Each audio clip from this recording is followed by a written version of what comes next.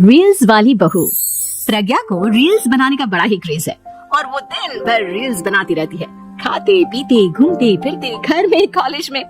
Reels बनाने के कारण प्रज्ञा पूरे कॉलेज में हाईलाइटेड है। जहाँ उसके रील्स सभी को पसंद आते हैं, वहीं मनीषा चिंता में डूबी रहती है। एक रोज जब खाते हुए प्रज्ञा रील्स बना रही होती है, तब मनीषा कहती है, एक मिनट भी चैन नहीं है इस लड़की को। यह नहीं कि खाना तो आराम से खा ले, लेकिन नहीं, अरे थोड़ी देर रील्स नहीं बनाओगी तो आसमान नहीं टूट पड़ेगा। अरे मम्मी, इसी को तो कहते हैं डिटर्मिनेशन। तुम नहीं समझोगी ये सब। भगवान, इस लड़की को सद्बुद्धि दे। जब देखो तब टेढ़ा बाका मुंह बनाती रहती है। मनीषा की बात का प्रज्ञा पर जरा भी असर नहीं होता और वो खाते खाते रील्स बनाती रहती है। दिन बीतने लगते हैं और देखते देखते प्रज्ञा का कॉलेज भी खत्म हो जाता है। आए दिन कोई ना कोई मनीषा को प्रज्ञा की शादी करवाने का सुझाव दे जाता है। सब ठीक ही कहते हैं, प्रज्ञा की शादी कर देनी चाहिए। अपने घर के काम काज में व्यस्त हो जाएगी तो खुद ही ये रील्स और नाच गाना बंद हो जाएगा। मनीषा और प्रेम प्रज्ञा के लिए एक अच्छा लड़का ढूंढने लगते हैं और तभी विकी का रिश्ता प्रज्ञा के लिए आता है, जिसने प्रज्ञा को उसकी रील्स देखकर पसंद कर लिया था। अगले दिन विकी अपने माता पिता के साथ प्रज्ञा के घर पहुंच जाता है और प्रज्ञा साड़ी पहने हाथों में चाय की ट्रे लिए उनके सामने आती है। जब विकी को पसंद है तो हमें भी बहू पसंद है। बहन जी, आप बारात की तैयारी कीजिए। एक बार लड़का लड़की अकेले में बात कर ले तो अच्छा रहेगा। हाँ हाँ, क्यों नहीं। मनीषा विकी को प्रज्ञा के कमरे में भेजती है, जहाँ प्रज्ञा पहले से ही रील्स बना रही होती है। तभी विकी कहता है, आ गए आपके साजन जी।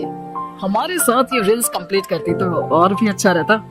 अच्छा जी, अब आ ही गए हैं तो बना ही लेती हूँ आपके साथ।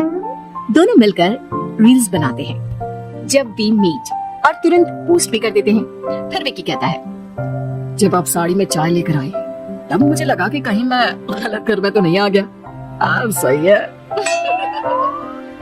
दोनों की शादी पक्की हो जाती है और शादी के दिन भी प्रज्ञा रील्स बनाने से चूकती नहीं। यहाँ तक कि बारात के समय भी नाचते हुए रील्स बनाती है।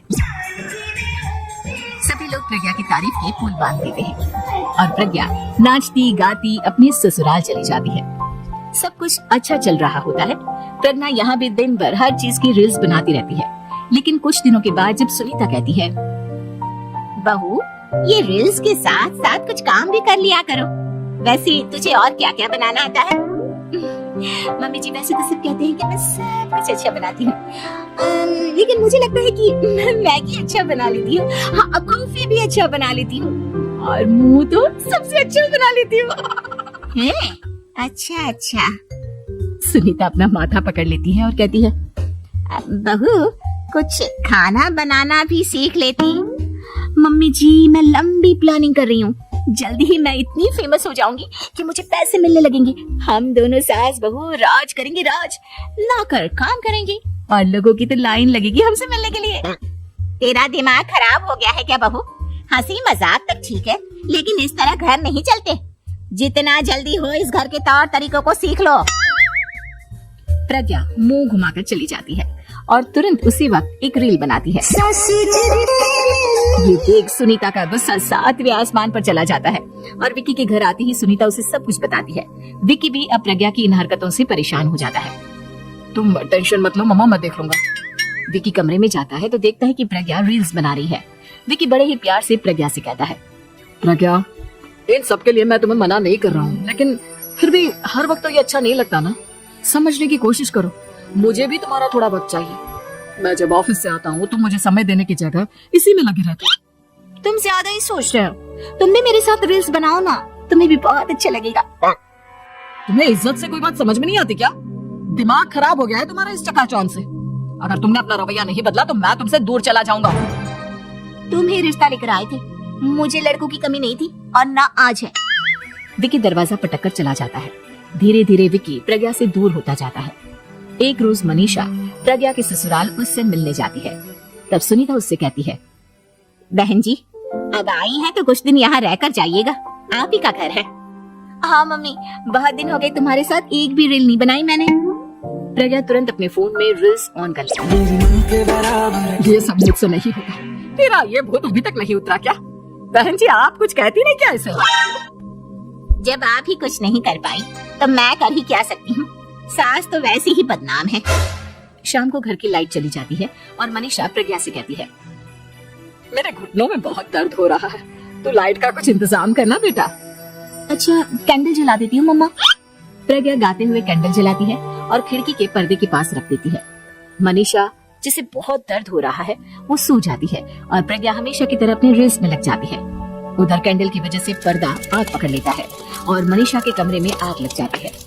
बचाओ, कोई है, बचाओ। सभी भागते हैं और विकी कमरे की आग बुझाने में लग जाता है, लेकिन तब तक मनीषा आधी जल चुकी थी। मनीषा की हालत देख प्रज्ञा रोने लगती है। विकी मनीषा को तुरंत हॉस्पिटल ले जाता है और उसे एडमिट कराता है। विकी प्रज्ञा से कहता है, देख लिया ना, तुम्हारे इस नाच गाने की वजह से आज तुम्हारी माँ की जान जाते जाते रह गई। अब पता नहीं तुम और क्या चाहती हो। उधर डॉक्टर कहते हैं, इनकी हालत बहुत नाजुक है, आधे से ज्यादा चल चुकी है। प्रज्ञा रोती हुई मंदिर में जाती है और भगवान के आगे जाकर कहती है, भगवान मेरी माँ को ठीक कर दो, मैं कसम खाती हूँ आज से ये रील्स बनाना छोड़ दूंगी, बस मुझे मेरी माँ वापस मिल जाए। 2 दिन बीत जाते हैं और मनीषा खतरे से बाहर आ जाती है। पेशेंट अब ठीक है, आप लोग उनसे मिल सकते हो। सब कोई मनीषा से मिलता है और प्रज्ञा सबके सामने अपना फोन तोड़ देती है। मुझे माफ कर दो मम्मा, मैंने तुम लोगों की बातों को नजरअंदाज किया। बेटा कोई भी चीज जरूरत से ज्यादा खराब है। मैंने तुम्हें रील्स बनाने से कभी मना नहीं किया, लेकिन हर वक्त एक ही चीज तो सही नहीं है। मैं समझ गई हूँ मम्मा, आई एम सॉरी। प्रज्ञा उस दिन से रील्स बनाना छोड़ देती है और पूरी तरह से अपने घर में लग जाती है।